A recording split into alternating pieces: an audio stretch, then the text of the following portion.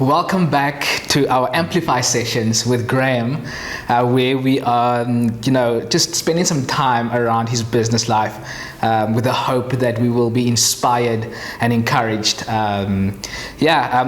Today's question that we have for you, you've been in business for so many years. Can you maybe share with us what were some of your most challenging moments of being in business?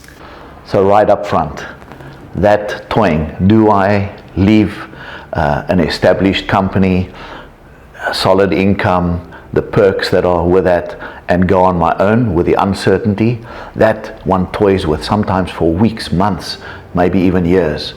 And when you've made that decision, it's like a burden, like a big weight off your shoulders. All of a sudden, okay, decision is now made. Then of course comes the tough reality, getting work. Have you got enough cash flow in reserve to carry you for 3 or 4 months, because you're starting out, and where will you get work and so forth? So those were the uncertain things at that start. Now in the construction industry, it's about yellow machines, it's about productivity, it's about tendering, it's about meeting deadlines and so forth. So you've got all these balls in the air, and so it was quite a daunting task to get going. And then starting where you had been doing big projects, all of a sudden you're now doing small tasks, parking areas, driveways, pipelines, subcontracting, where you've been doing things a lot bigger than that. But having started off from being in survey and quantity survey, one had been through I would almost say through the trenches, so that when you got to this point, you knew what it's like, you knew what people's potential is, because you'd been there yourself. And I think that's important. I did not have the opportunity to go and study at university. There wasn't money, and my father had passed on, and I had to also look after my mother and my younger brother. And I would certainly encourage today that people do study further. But I did not have that opportunity, and it was a matter of hard work. I always said, I want to, in 5 years, I want to get 10 years experience by putting in that extra energy and effort and so on. Not always the wisest thing, because you are then so focused on business that you're not having a reasonable balance from a family point of view. Oh, wow. As we all know, that going into business can be challenging sometimes, and we face a lot of struggles and difficult moments. Can you maybe just share with us, or what were some of did you have any life-defining moments in your business journey, moments that changed everything? There are 2 or 3 that really stand out. In our industry, construction industry, they have been known over the last number of years for collusion and corruption. And if we think of the 2010 World Cup and all the stadiums and all the infrastructure that was built in this country, I want to say to you that until the point in 1998 where I had been chasing success, and at that point I'd made a decision, a spiritual decision, in order to change my life. Thank God I did, because we were part of that mafia. We were part of that ring. We were part, and at times I was even playing ringleader in some of the manipulation of these things. So we would, for instance, if a tender is closing on the Friday, 10, 12 contractors, the larger contractors, we would meet on the Thursday. We'd have our envelope with a price. We would share the prices, and whoever was lowest would then effectively get the job. We would all raise our prices, including that person, and we would all share in the upside. And there were times where we would say, well, government is putting out a lot of work, so why don't the 2 or 3 of you form a consortium, and us 2 or 3 other consortiums will give you a cover price, and then tomorrow or next week it would be the other one's turn. So there was a lot of manipulation. And I want to say to you, when I made that transition in my life, it was one of the toughest decisions that I had to make, was to get hold of those other CEOs and managing directors and say, sorry guys, but we're no longer willing to be part of this ring, part of this club. And I want to say to you, it was not easy. To make the decision. Even of my own directors would say, but will we survive? That's where we make our money. and to say, guys, we have to do this, and to take them along on the road, and then to have to face your competitors that have now been part of this club and say to them, sorry guys, we're out of here. So that was key. The other thing was to pay my taxes correctly, not put through my gardening service, or if I'm building a holiday home, to put that through the company books, to clean up my act and to do things correctly. And I want to say to you, those were key moments that I had to make that call, and I had to stick with that conviction that I will be able to sleep easier, and that I won't have to keep looking behind me to see, am I giving the same story tomorrow as I did yesterday? Can I remember all of these manipulations and things? And something that I'm not proud of. And I thank God that I made that shift at that point. So that when all of this tender collusion was exposed in 2011, the year after the World Cup, and they read out these 15 names of the companies in South Africa that were involved, ours were one of the few that were not named. And it was by God's grace. When you are in business, I think one goes through moments of setbacks, moments where you face failure. Can you maybe share with us, how did you deal with setbacks in business? How did you deal with potential failures in business? There are two significant things that come to mind when you ask about failures. The one is that from a very early stage, so I started the business when I was 28 years old, and I immediately had put in place somebody who I trusted as a successor, 2 years younger than me, and then you're working on this, and this is your succession plan. And then you outlive your successor. When I say outlive, he goes off and retires, and now you've got to start again. And sometimes that, where you've planned all of these things, and then there's a significant shift, and in order to regain that energy to say, okay, I've got to now go to plan B or to plan C, that has been one that has been quite significant. The other thing was when we had the 2008 global collapse and property markets halved in price worldwide.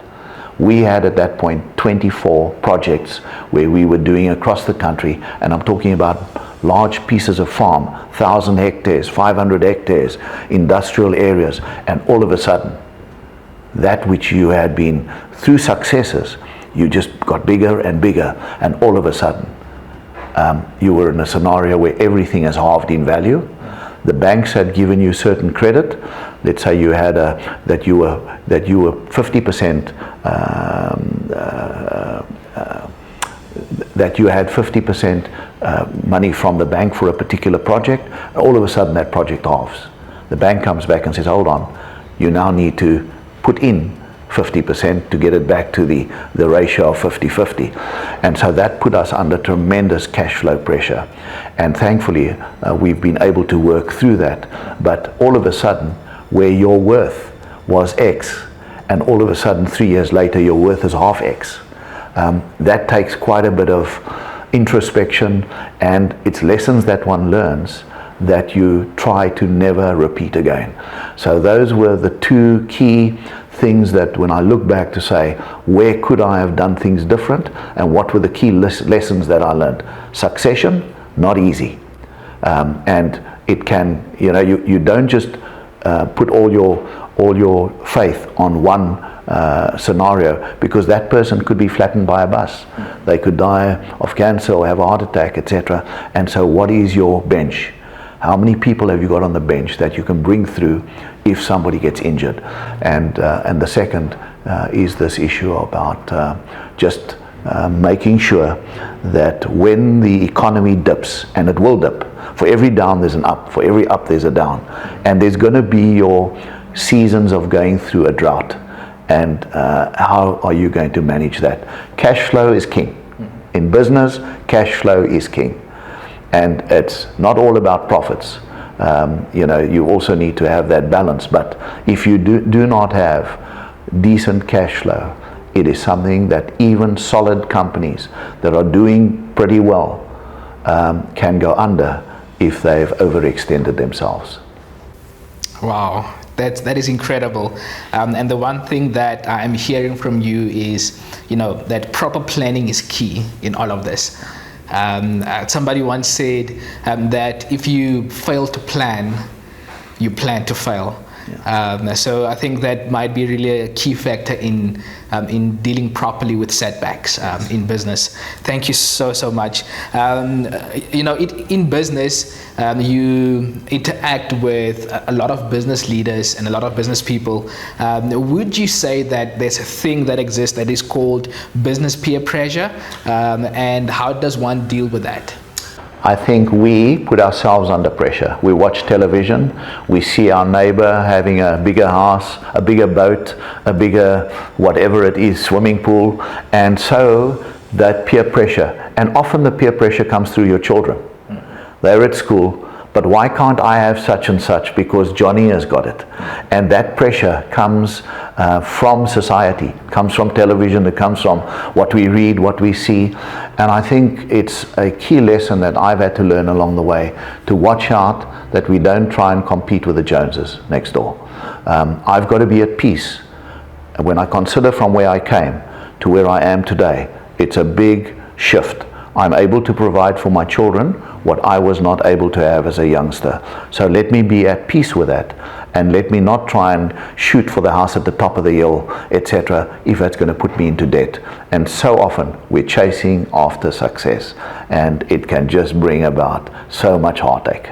A lot of people out there might be going through some other personal setbacks or business setbacks, and they're facing some difficult moment. What piece of advice would you give to somebody like that who is facing a little bit of a setback in life and who's on the verge of giving up?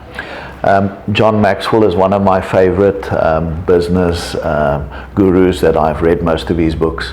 And one of his books is called Failing Forward. We will all fail. We will have many failures along the way. And are we failing forward, that we're learning from it and getting into a next phase? Because as we go through these different phases, which we all will, how do you handle that? What have I learned from it? What is God's plan for me to have learned out of this particular experience? It could be the COVID experience, lockdown, 80 days, work stoppage, cash flow pressures. What have I learned out of it? And how do I prevent myself getting into that scenario again? And so this thing about failing forward, yes, we will all fail. We'll fail many times. But as we do, how do I get up again and learn from that and go to the next phase in life? And I think that is the key aspect that all of us need to accept, that when that first failure comes, you feel like a failure, am I just not good enough? Should I commit suicide? I mean, these are some of the crazy thoughts that go through people's minds at times. And boy, just know that môre is nog 'n dag. Tomorrow the sun will come up again. It will shine. We may be in a winter season now. Tomorrow it's autumn. Soon it'll be summer, and we'll be into a different season. Let's be humble, conservative. We need to take, in business, you've got to take risks. Every time we put in a tender for a project, it's a gamble. But it's a calculated risk that you take. So let's be careful that when those tough times come, we need to be willing to go through that desert season, learn from it, and be ready to tackle the next one more prepared than what I was a year or 2 or 3 before. Great stuff. And I think that's one of the great things about difficult moments, and it's that we tend to learn more during difficult moments than we do any other day. And it's important that we learn from those difficult moments so that we can apply those lessons Amen. for the next difficult moment that we face. Quite right. I agree fully. Thank you so much, Graham, for spending this time with us. And I hope that everybody listening has learned something from, can take away something from this session that you had with us today. And we're looking forward to our next session. Thank you so much. Thank you.